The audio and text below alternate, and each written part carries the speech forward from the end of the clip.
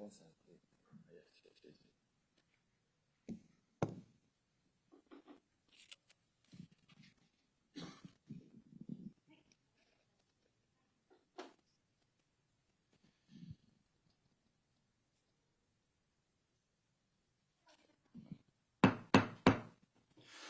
afternoon, ladies and gentlemen. Welcome to the Foreign Correspondents Club of Japan. I am Khaldoon Azhari, Vice President and member of the Professional Activities Committee who organized this press conference.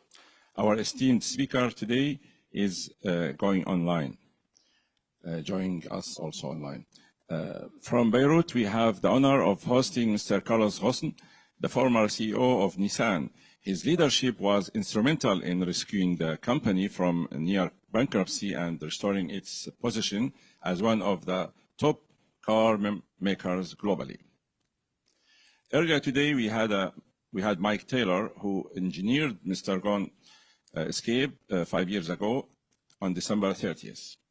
I want to thank our club member and former president, Roger Scheffler, who was instrumental in arranging this event today.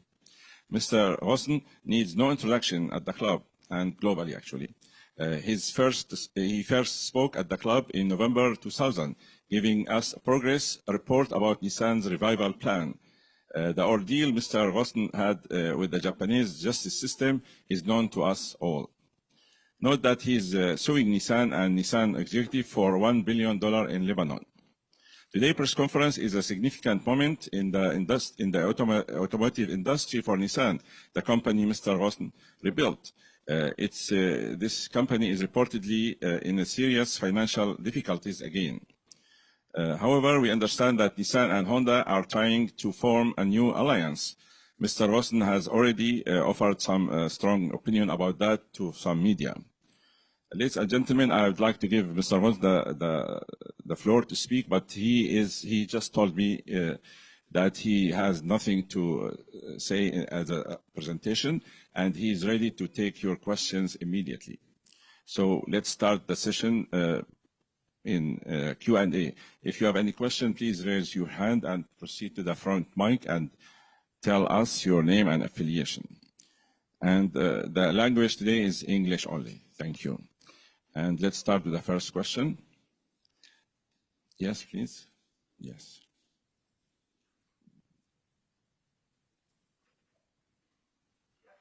Yeah, go ahead. Hi, good afternoon.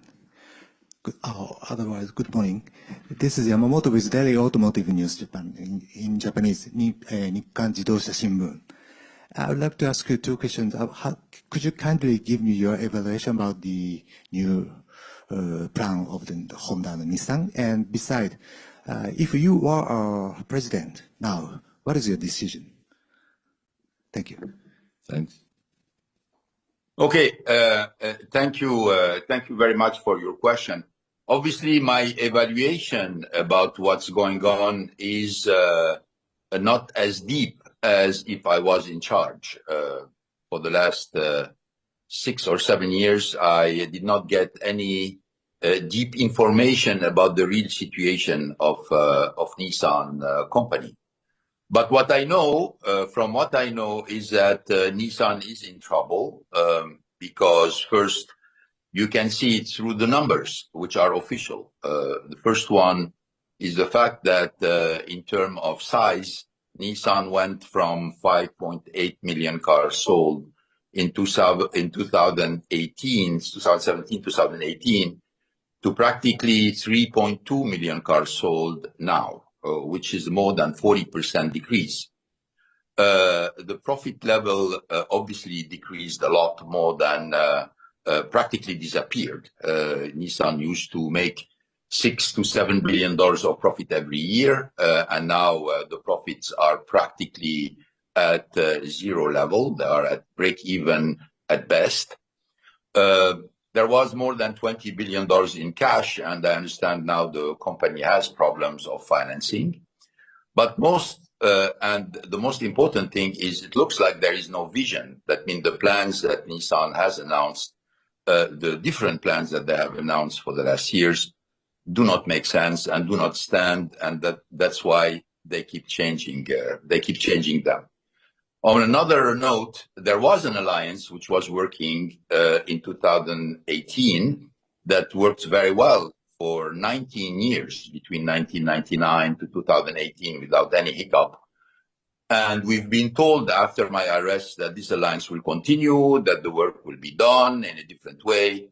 And you know very well, all of this was fake, because there is no more work. There are still exchange of shareholding, but I can tell you soon it will disappear. So in 2020, I told you that the alliance will disappear, and it disappeared, that Nissan would be in trouble, and it is today in trouble. And when I look at the different tentatives of Nissan to try to shore itself with the help of somebody else, which means they're not capable to do it anymore by themselves, it's very sad to see the situation. Now, I was a little bit surprised to see that what was considered is an alliance or a partnership or a merger, whatever you want to call it, with Honda. Because the first thing, if you look at it from an industrial point of view, the first thing that you look at when you want to envision an alliance or a partnership is the complementarity between the two partners. Well, I look at the complementarity between Honda and Nissan, and I see none. Okay, there's no complementarity. The two companies are two Japanese companies. They are strong in the same fields. They are weak in the same fields. Both of them have very developed technologies. That means, from an industrial point of view, there is duplication everywhere. So industrially, for me, it doesn't make sense. Now, maybe they can find synergies for the future.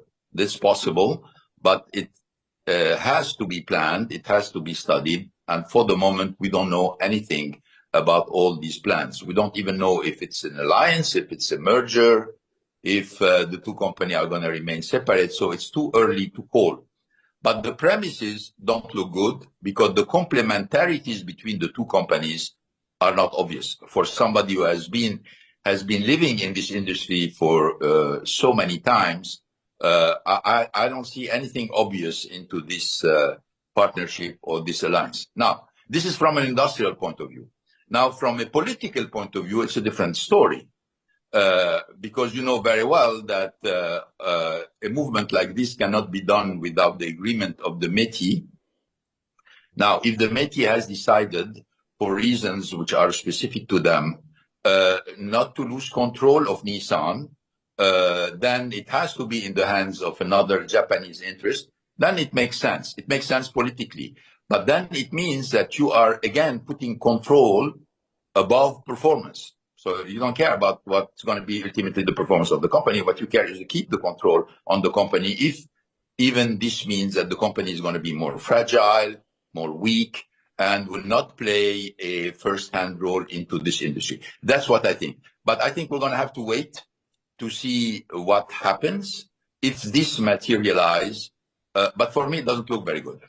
That's what I can tell you on this topic. Thank you. Shimura-san.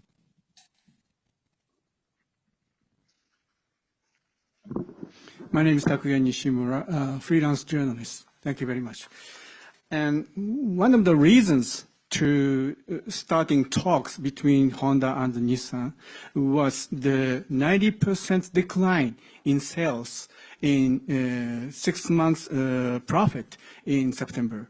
So did you see any problem in the sales of Nissan at the time you were the top manager of Nissan in sales in North America and China? And second question, and the most important element for car manufacturer for the future is not the engine or fuel efficiency or something like that, but it's software. Did you see any problem in developing software in Nissan company when you were the top manager? Thank you. Okay. Well, on the first question, obviously, you know, the markets like the United States or China are not easy market. They are very competitive, and it has always been competitive. And in 2017, in 2018, obviously we had challenges, we had competition, but we were growing.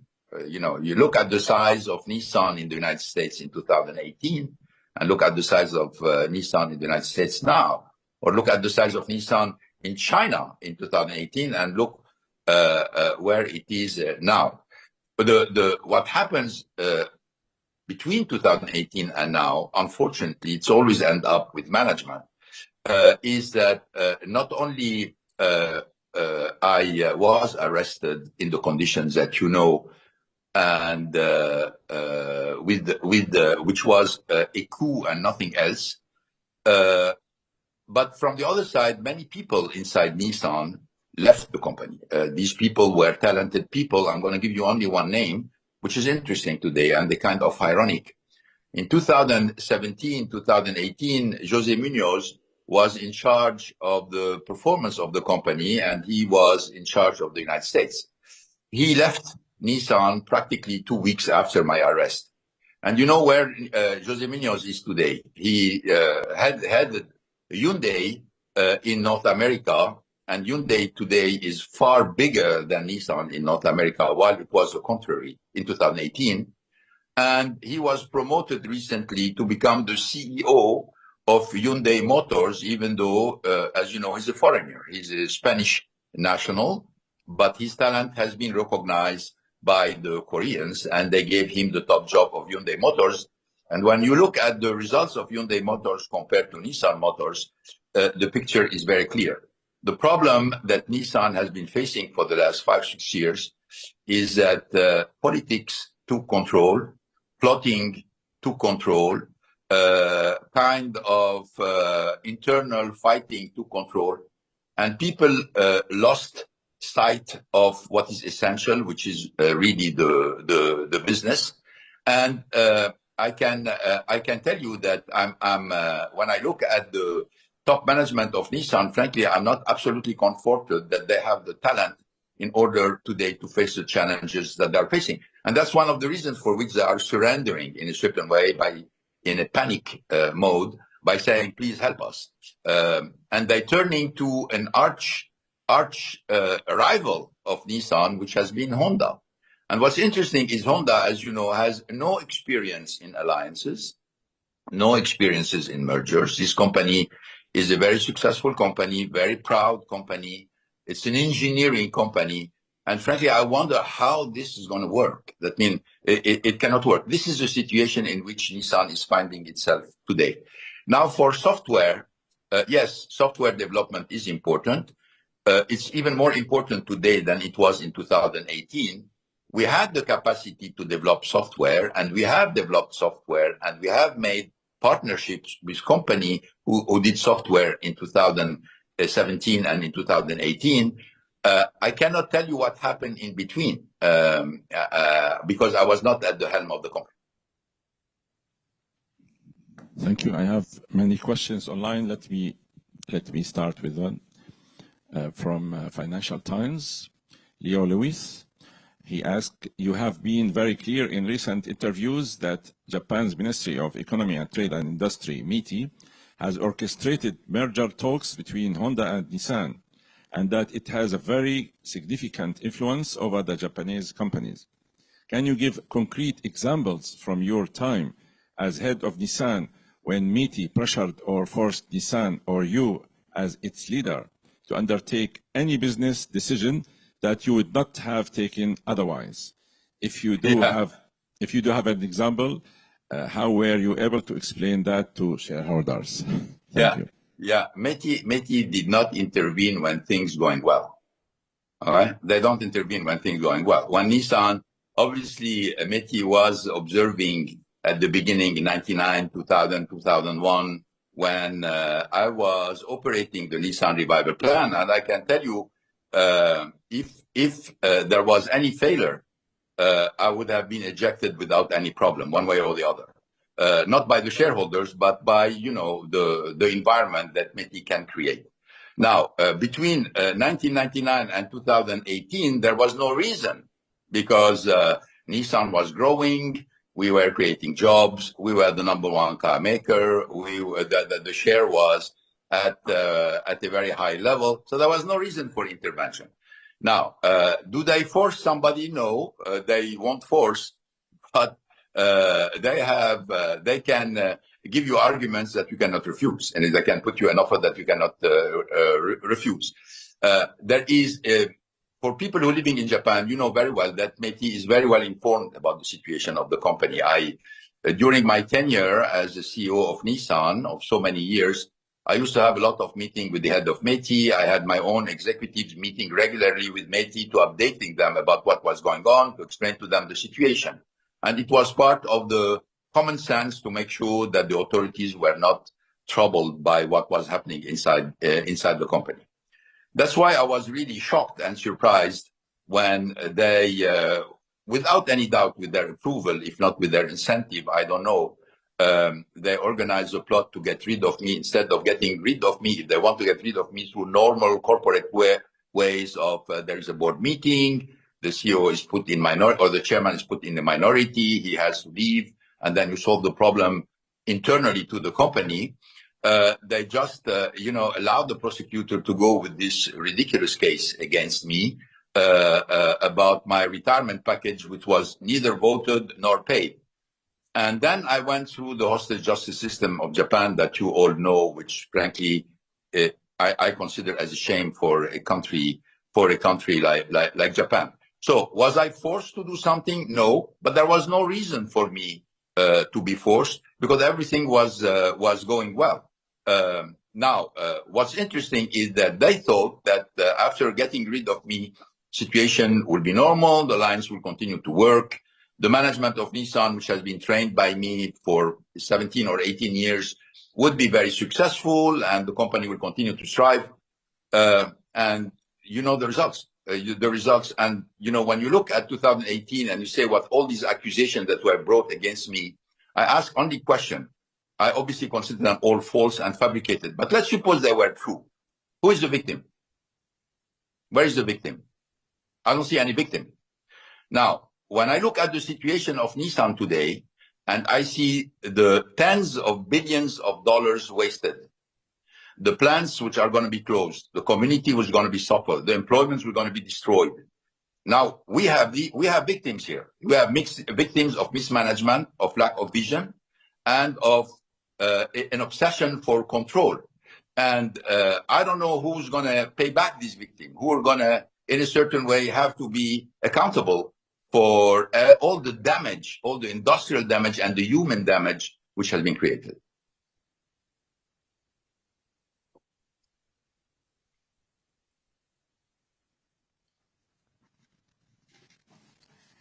Hello, I'm Sayumi from Nikkei Asia. Thank you so much for this opportunity. I have two questions. My first one is about the potential merger of Nissan and Honda. I think auto industry players are at crossroads with the EV in China coming along and self-driving technology, and then there's also geopolitical tensions right now with the Trump administration, etc. So in such an environment, how strategic can this merger be, and what will the impact of this merger be on Japan's broader auto industry, its suppliers, other competitors, and the overall competitiveness of Japanese cars? And my second question is about yourself, actually. I'd like to ask your future plans. You've established a notable status in this industry, but you've been staying in Lebanon for the past 5 years, and you're in a difficult condition to leave the country, I understand. So how do you intend to spend your coming years? Do you have any planned activities? That's my second question. Thank you. Okay, for the first question, in my opinion, from an industrial point of view, and again, I'm talking only as a businessman. I'm not talking as a politician or somebody playing into who wants to control what into this industry. I personally don't think that if this merger takes place or this alliance takes place, personally, I don't think it's going to be successful. Again, because too much duplication and not enough complementarity. And again, don't forget that Honda is an engineering organization. Engineers in Japan are talented, but they're very proud also. in front of them, they have also a very strong engineering organization in Nissan. Very proud of what they do, and having developed a lot of technology. So I wonder who's going to make arbitrage between what technology to choose? Who's going to make arbitrage about what platform to choose? Who's going to make arbitrage about who's going to develop what technology for the future? I don't see it. And I see a lot of difficult time for whoever, if this goes, about who's going to make this kind of decision. What is the strong structure at the head? Who's going to, at the head of this entity, who's going to be able to do that? Now, from a second point of view, I can tell you today, as you know, the forces growing in this industry are very different from the one when I was in charge of Nissan in 2000 or even in 2010. Today, you have to count with the Chinese car makers. Chinese car makers were practically irrelevant in the years 2000. They became a little bit relevant in 2010. They are a strong force today. As you know, China became today the largest exporter of cars in the world. They have technology, they have many brands, they are on the offensive, they are very focused, they have the support of their community. They are a strength to be reckoning on. And then you have another force, which are the tech company like Tesla, which are also growing. It's not a surprise today that Tesla represent, from the latest statistic, more than 50%, by itself represent more than 50% of the all capitalization of the automotive industry. So frankly, in a certain way, today, Nissan has been marginalized by its own weaknesses and by its own mistakes. Honda is much stronger than Nissan, but still is not a developing force into this industry. I think a potential alliance or partnership between the two companies are going to be another company fighting for survival and relevance into this industry. But without any doubt, they're going to have a tough time against the Chinese, against companies like Tesla, and also against Toyota, which is obviously facing these challenges in a way which is much more convincing. So, again, I can't predict the future, but I can tell you the seeds of conflicts, of problems are already there. Now, when it comes to me, yes, I have a lot of activities even based here in Lebanon, in many different fields between education, business, startups. I spend a lot of time also defending myself from legal attacks, or also fighting for my own rights, particularly against Nissan. And I was really a little bit stunned to see Nissan spending so much money on legal fees to fight me, while they need all these resources to really do their job, which is not that, but try to be relevant into the car market. Thank you. Anthony Trotter from ABC is asking this question online. Nissan was nearly out of the race before you took the wheels and drove it to the head of the pack.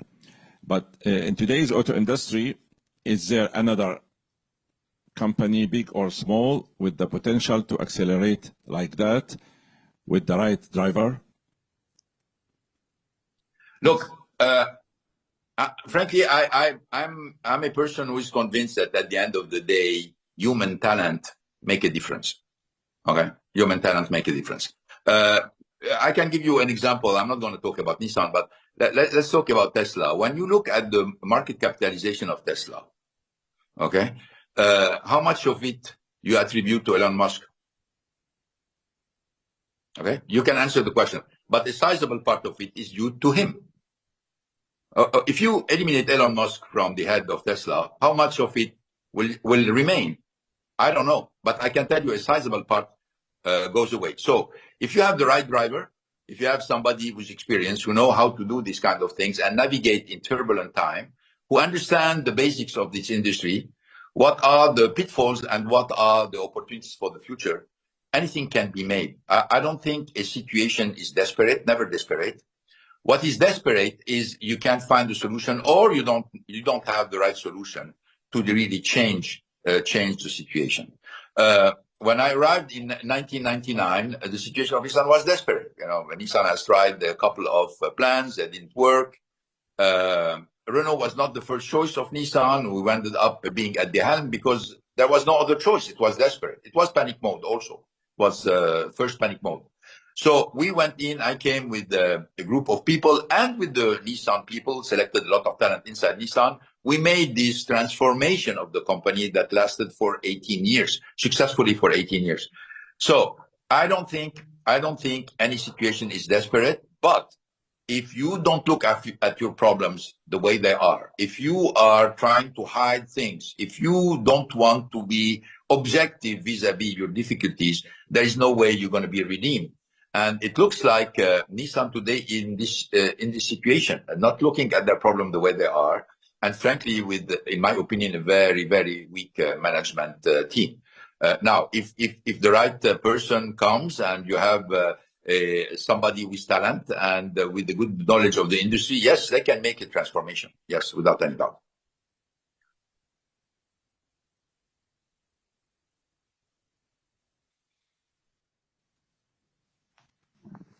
Bonjour. Good afternoon, Mr. Ghosn, or good morning. I'm Karine Nishimura, working with Radio France and Libération. I would like to know what is your relation now with France, and how you see the future of Lebanon, which is in very big difficulties. Well, my relation in France, that means with the country, I think I have a very good relationship with the country. I have a lot of friends in France. You know, I've been trained in France. I made all my career with French companies. So my relation with France is very good. My relation with the French government is a different story because the way they have abandoned me during my ordeal in Japan is something that I cannot forgive. Obviously, the government is changing. When, you know, I remember the statements made by Bruno Le Maire, who was the former finance minister, who stayed as a finance minister for 7 years, who said that he trusted the Japanese system, justice system, that I'm a citizen like any other citizen. But, you know, when I came to Japan, I was not coming as a tourist or as a French citizen. I was coming at the head of Renault. I was the head of the alliance. I was at the head of one of the major interests of French interest inside Japan. And the fact that when I fell as a victim of a plot organized between some old boys inside Nissan and the corporation, without any doubt or knowledge, certainly of the Métis, they just abandoned me. You know, and they said it very clearly. He made a statement saying our relationship with Japan are more important than the fate of any individual. So I'm still bitter about it. I don't think that the French government showed a lot of courage here. It was confirmed to me by the former President Sarkozy, who, when he visited me in Japan, told me, look, if I was president, I would have sent Prime Minister of France. He would stay in Haneda. He would have come back with you. And if the Japanese have anything to say about you, or then you will be face the courts in France. That's what he told me. Unfortunately, it didn't happen. I had a kind of wishy-washy situation where they say, you know, we're doing what is humanitarian for him, but they just abandoned me to my fate. But this is not France. This is the French government. There is a distinction between both. Now, when I left Japan, you know, escaping from the hostage justice system, which, by the way, I've seen the poor Hakabada-san story that he spent 50 years in prison before he was considered as being innocent, with all the plots and the twists and the behavior of the prosecutor and the judges. It is heart-wrenching in a certain way to see this kind of situation. But I always think about the hundreds of thousands of people in Japan who are facing this system, who have absolutely no voice, who have submitted to the imperium of the prosecutor without any support from the judges. Or it makes me sad. And I just want to say by the side that if something like this would have happened before 1999, I would have never accepted to take a job in Japan. And I know that a lot of Japanese companies have difficulty to find a foreign executive, and I understand them. They want to say, look, we can fall in a trap like this, and then God knows who's going to be helping us. Now for Lebanon, what I can tell you is situation of the country is difficult. The country is facing many challenges, political challenges, financial challenges, economic challenges, existential also challenges. But also this is a situation where everything is open. Lebanon can go in every direction possible from now on. There is a presidential election that will take place on January the 9th, so we know who's going to be at the helm of the country. And I'm sure that whenever this person will be elected, a lot of goodwill and talent, because there are a lot of talent in Lebanon and of Lebanese people outside Lebanon, they will support this new administration in order to get the country out of trouble. So today's situation is very bad, but there are a lot of options to shore the situation up and to put Lebanon where it should be, which means at the best level of the Middle Eastern countries. Thank you. Let's stay in Lebanon. I have a question from Dave Makumts. He belongs to the My Ninja Media. So asking, do you fully expect to leave Lebanon at some point? I mean, I cannot answer this question, because if I am blocked in Lebanon today because there is a red notice from the Japanese legal system on me, and they are blocking the system, they are extending the hostage justice system to foreign country, which means the Lebanese authorities have asked Japan to say, look, we don't extradite our citizens, so if you want justice to be done, please transmit the file to Lebanese legal system, and we will try Mr. Ghosn in Lebanon for the crimes he has been accused of. Obviously, prosecutor refused that. They don't want to transmit it. Well, I can understand they don't want to transmit it because they know the whole thing is fake. That means this whole thing is made up. I would love to look at what is in these files, but from everything I've seen, the fact that the Japanese prosecutor wanted, in all cases, get a confession from me, and when they didn't get the confession, they just said, okay, we're going to expand, and we're going to bring new accusation, and we're going to put your family on the side, etc., etc. And all of this is recorded, as you know, but they will never release the recording.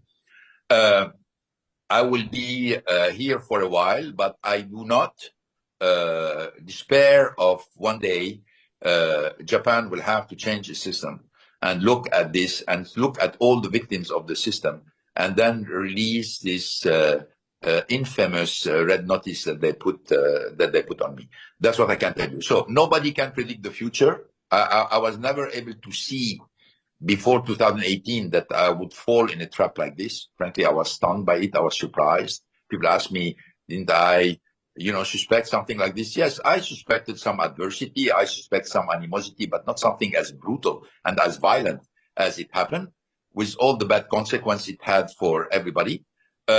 So that's why I don't preclude about what's going to happen in the future, but I have hope that one day I will be able to travel in the world and go and seek all my different interests in different countries. Thanks.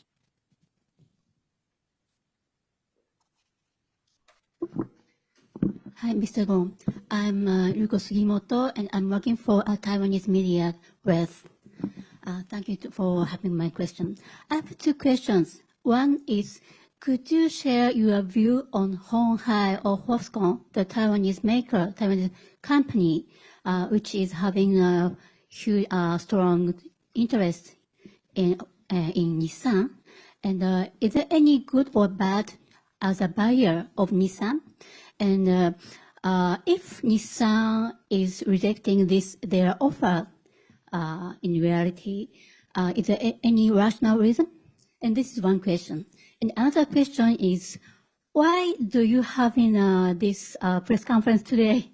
And this is very good timing. Is there any your personal interest Okay. Yeah. Yeah. Okay. Well, let me answer the two questions. First, about Foxconn. Foxconn is a very bold move. I think it was very interesting because, if I understand very well, they want to build electric cars, and they think that is a kind of extension of their own business. I think it was a very interesting proposal. Obviously, I don't know enough in details about their intention to do with Nissan, but I can understand that these companies, which are much richer than Nissan and much more, who have plans for the future, they can be interested into taking control of Nissan and doing what they want to do inside Nissan instead of having to develop it by themselves or go and buy another company. So I think it was a very interesting proposal. I don't know enough details. I think at least it's a proposal where there is no duplication. There is complete complementarity here because you want to do something completely different, not to try to rationalize and buy together and choose platforms and close down plants and concentrate production, etc. So I find it very interesting. But, I used to know very well Terry Goh, who was sitting near me when we were together at the advisory council of Beijing University. He's a very realistic man. I think if they feel that there is opposition from the Métis, they wouldn't go, which I understand. If they feel that the political scene is not very favorable for something like this, you shouldn't go. Too much trouble. You have already the challenge of dealing with Nissan, but if on top of this you have to have a very hostile government or a government who is not going to be favored this, it's better to stop it. And if I understand well, the talks between Foxconn and Renault to buy the shares have been suspended, probably with the intervention of the French government, who has been during these periods extremely complacent to with the Japanese authorities. Now, why am I having this conference today? Frankly, I didn't intend to do it. It's Roger who asked me if I want to do that, and he insisted that there are so much topic that you guys wanted to interview with me. And I said yes to Roger, first because by friendship for him, and also because I have respect for your institution. I've been working with your institution for so many years. So I said, you know what, once in a while appearing in front of you is not a bad thing. Thank you very much for your kind words about FCCJ. And in fact, Roger was representing PAC, Professional Activities Committee, who approved this press conference. So in fact, we invited Mr. Ghosn to appear here. That's for clearance. Next question. All right, I have a question online from Hans Gemel. He's from Automotive News. He's asking how involved you are personally, Mr. Ghosn, with any of the activities investors currently taking stakes or seeking stakes in Nissan in either an investment or advisory role or other capacity. Yeah, well, I can tell you I'm not involved because I think it's too early in a certain way. But I would not be surprised if at a certain point in time, people who are going to put big money in Nissan or to take control of Nissan will ask for the opinion of somebody, who knows the company very well for having presided over its fate for 18 years. Anyway, if I was in their position, I would do that. It doesn't cost me too much to listen to somebody who knows the company, who knows about the strengths, the weaknesses, the management, the organization. Even if it's a foreigner, the relationship with the Japanese authorities, I would do that. But for the moment, I am not involved. By the way, I just want to say that, as you know, because I don't want to look very aggressive against the Métis and the Japanese government, but I want to tell you that when I arrived in 1999, I had a very cooperative administration in Japan. Frankly, from the time of Koizumi-san was the Prime Minister of Japan, this was really perfect because he was understanding, he was open, he wanted to do good for the country, and he was able to look at what we are doing in a very objective manner, looking at the results, what we were doing, the respect of the identity, respect of the brand. So I can say that Japan has always been like this, and I was stunned to see the turn of events that frankly took place when late Abe-san became prime minister, and even Abe-san, when I was arrested, I know he met with business people and he told them this story, which should have never been taken by the prosecutor, this should have been solved in the boardroom of Nissan and let them solve the problem with themselves because no harm was done. There is no victim. You need to, if this is only corporate issue, it needs to be dealt with corporation.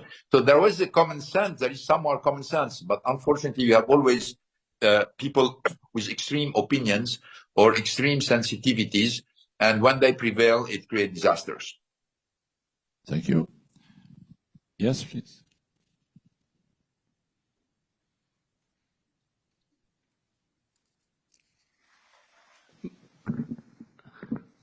Mr. Ghosn, good afternoon from Tokyo. I'm managing DHL for Japan.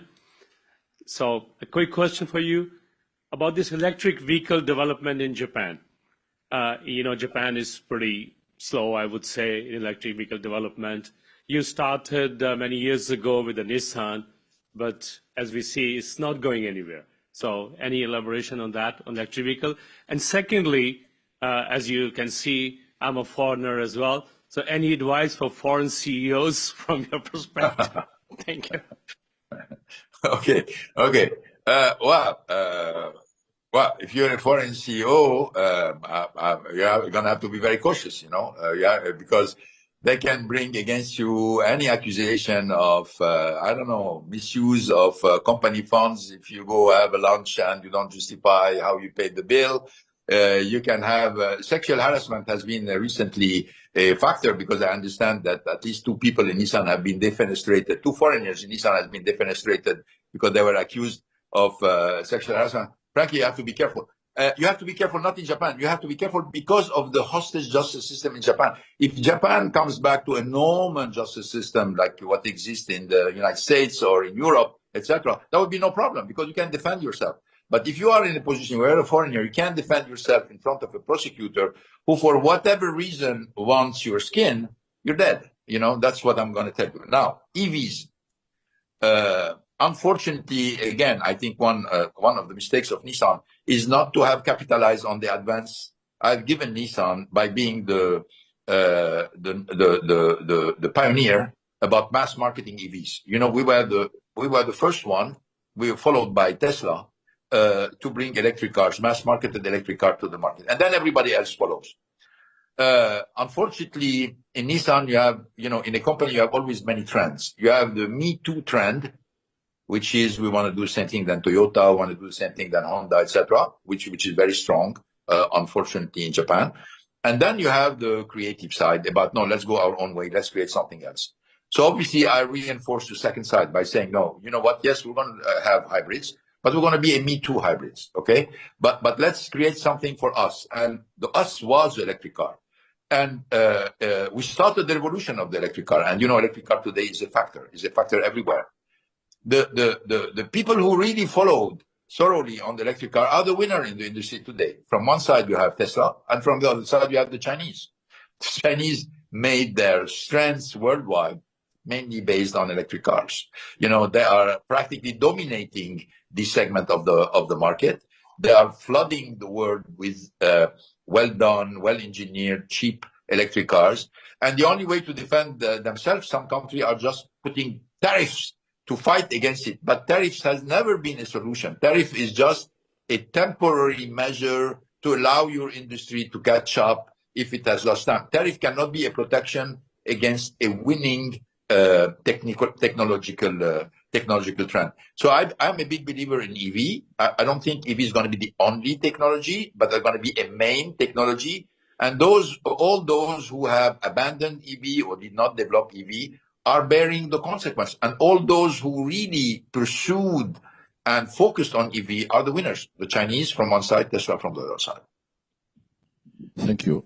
Let me follow up on the tariffs issue. We know that President-elect Trump is championing that tariffs in his new presidency. He said that many times, and many countries are concerned about it. Do you see any impact on his tariffs policy on the car industry in the world and car also trading? Thank you. Yeah, well, without any doubt, if you put tariffs, it's going to have an impact. It's going to have an impact on reducing the exchange, and it has an impact also on the consumer. Frankly, between the announcements of tariffs from one side and what's going to happen on the market, there may be a difference, because this is also a negotiation team. You know, I'm going to put tariff unless you fix this problem, etc. So this is classical. It has already appeared. I don't think we need to take everything at face value, but I think what matters is what at the end is going to be implemented. This, not what's being announced, but what's going to be really implemented will have an impact on the industry. Our industry is a global industry. That means no car maker can make it by restraining himself to a country or to a region. It's impossible, because of the amount of investment that we have to develop in technology, because of the cost of a platform, because of the cost of a new car, the cost of a new engine. We have to have the global market. We have to compete on the global market. And tariffs reduce this accessibility and weakens the company, and in a certain way reduce the capacity of consumer to buy these products. So I personally think this is not going to stay. If it happens, it's not going to stay. It's going to fade away, because without any doubt, the markets are going to have again to reopen, because it makes so much sense. It doesn't mean that globalization is going to continue like nothing happened. I think we're going to have a combination of nationalism from one side and globalization also on the side, but is a more balanced way. I don't think tariff is the solution. I think the tariff is a temporary solution to fix a problem that you have in mind and you want to fix. Thank you. I have a question online from René McAvoy. He's with Japan Media Services. How do you think the media coverage of your case has impacted the perception of corporate governance and the Japanese justice system globally? Well, I can tell you that the coverage of my case when I was arrested in 2018 was terrible. Was terrible for a very simple reason. I can't defend myself. I was not allowed to speak to the press, as you know. When I was arrested in November 2018, and then I came out in March 2019, it was clearly said that, I couldn't talk to the press. When I tried to organize a press conference, I was brought back to Kosuge. I was rearrested again. And then when I was bailed again, I think the general prosecutor of Japan, responding to the media, one journalist asked him questions about, is it true that Mr. Ghosn cannot talk to the press? He said, no, it's not true. He can't talk to the press. But we are also free to bring new charges. Which was an obvious answer about shut up and don't open your mouth and let us continue to hammer your reputation and let us be the only one talking about you.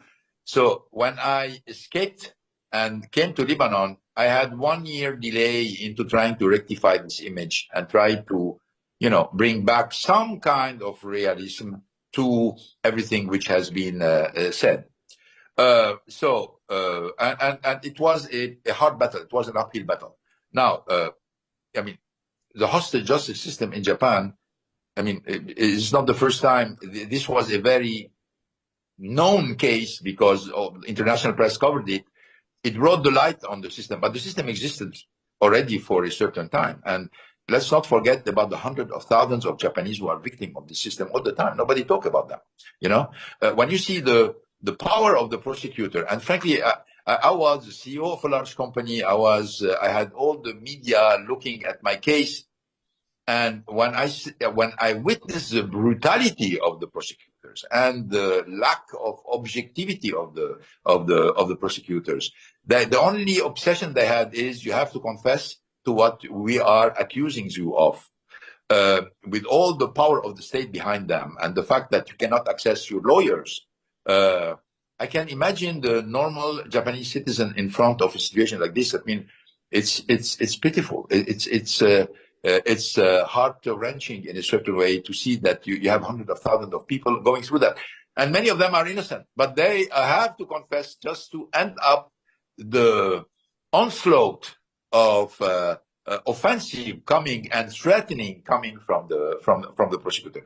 So it put in light the hostage justice system in Japan. And I was, in a certain way, when I saw the United Nations statement saying that my arrest was arbitrary, and they're asking Japanese government to make an inquiry about what happened and even offer compensation for what happened to me, it means that, evil does not always prevail. It can prevail for a while, but at a certain point in time, right will prevail. We don't know how much time it's going to take, but I'm absolutely sure that one day or the other, Japan will get rid of the system and the omnipotence and the overpower of the prosecutor into the system. Thank you. We still have a few more minutes. If you have any question, please let me know. All right. Let me ask you a personal question. I want to buy a new car, so in Tokyo. So what would you recommend for me? Seriously. Well, you have plenty of choice. Huh? You have a lot of great company and great product. By the way, you can have a great product without having a great company. I would personally recommend, depends on how you're using the car. But I can tell you the Patrol of Nissan is a great car. I'm still using it. This is a car that I supervise in engineering, and we developed it particularly for the Middle East. It's a great car. So you can have great car in company which are not so great. My recommendation, if you want a 4x4, go buy a Patrol. If you want just a city car, probably the safest bet in Japan would be Toyota. Thank you. I will consider that. Mr. Ghosn, one more time, Radio France, Karine Nishimura. We talk a lot about Nissan, but what could you say about Renault? And also about Stellantis. Your former friend, I think, Carlos Tavares, was also disinvested from Stellantis. How do you see the situation of the French automakers? Well, obviously, I can talk about Renault more than I can talk about Stellantis, even though, as you know, I know very well Carlos Tavares. He was part of my team for a very long time. I think the guy is very talented. He's made a great job in Stellantis. Obviously, had a tough year, like many other companies. And so I cannot tell you more than that. But for Renault went back to what it was before 1999. That's it. I mean, it's after, unfortunately, Renault has been accomplice with the nomination of Sénard as chairman of the board, nominated by the French government, by the way, to continue this policy of bending backward to please the Japanese authorities. He told us a lot of stories that the line is going to work, that there's going to be a new alliance, partnership, etc., etc. All bullshit. I mean, at the end of the day, nothing happens. Renault was booted out. There was no intention to work with Renault, which was something that I knew from the beginning, since the way I was arrested. Okay, but they continued the story of no, this is going to be working. You're going to see, etc. So at the end of the day, Renault used to be selling, I think, in 2018 more than 4 million cars. Now finding itself very proud of selling 2.3 million cars, and they're very happy about it by saying, but you know what, it's better cars, we make more money, which is not true. Renault came back to what it was before 1999, a well-run European car maker, average to small size, but frankly, in my opinion, there is no future for this kind of things. I mean, you can be small but very specified. You can be in the luxury brand. You can be like Ferrari or like Mercedes Benz or like Audi. Yeah, you can, but you cannot be a generalist and small and particularly limited to Europe. They went out of China, they went out of Russia, they went out of all the markets where they were challenged. That's not the way to grow. You grow by facing your competition, by adapting to the situation, no matter how difficult it is. I'm not saying this from Renault. So my opinion is Renault was another victim of what happened with my arrest, because they were on top of everything in 2018 jointly with Nissan. Now they are a small European generalist, doing some reasonably good results. But when I look at the future, I don't see where they can go in front of the onslaught of the Chinese, in front of mammoths like Toyota, like Hyundai, like innovators like Tesla. I don't know what's the mission. Thank you. I think we reached basically the end of the session. I was told to end it sharp at 2 o'clock, so I'll give you Mr. last remarks if you want to send a message to the Japanese government or Japanese meeting. Well, no. But my only message is for the Japanese people. I love Japan. I worked 19 years. I had some of my best years over there. I'll always have a lot of respect for the Japanese culture, for the Japanese way of life. I still have a lot of Japanese friends. The only wish I have is one day Japan will take a look at the hostage justice system, change it, and frankly repair the damage which has been done for so many people through the omnipotence of their prosecutorial system. That's the only message I have. And I wish all of you a happy holiday season, and wishing to talk to you one day in the future whenever there will be a topic of interest. Thank you very much. Same wishes to you. I would like to tell you that we offer our guests 1 year honorary membership, the club. So you can come here and enjoy our club facilities. But the office tells me that we need you to provide us your address in Beirut so we can send it to you by mail. And you have 1 year. We hope that the situation becomes normal and you can come and visit Japan you love again. Thank you. Thank you very much. Thank you very much. Thank you very much, everybody, for coming today, and have a nice evening. Please give a big hand to Carlos. Thank you. Thank you very much.